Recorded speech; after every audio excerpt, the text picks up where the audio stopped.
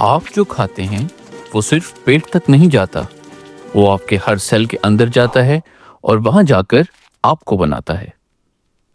Cell के अंदर 3 चीजें सबसे अहम हैं: कार्बोहाइड्रेट्स, फैट्स और प्रोटीन्स। कार्बोहाइड्रेट्स सेल के लिए तेज तरीन एनर्जी है, जैसे ग्लूकोज। ये फौरन सेल के अंदर जाते हैं और एनर्जी बना देते हैं।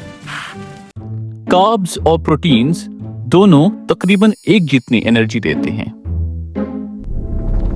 फैट बिल्कुल मुख्तलिफ है।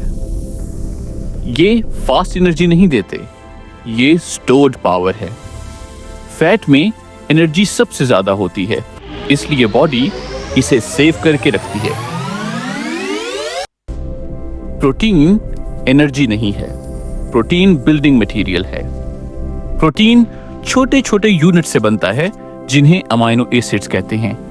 ये अमाइनो एसिड्स मसल्स, हार्मोन्स और सेल पार्ट्स बनाते हैं। एंजाइम्स भी प्रोटीन होते हैं जो सेल के अंदर केमिकल रिएक्शंस को तेज करते हैं।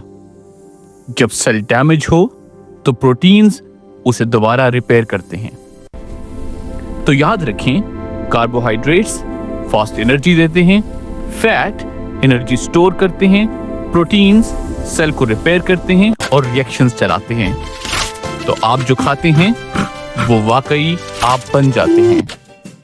आसान लग रही है अगर बायोलॉजी, तो चैनल को सब्सक्राइब करें।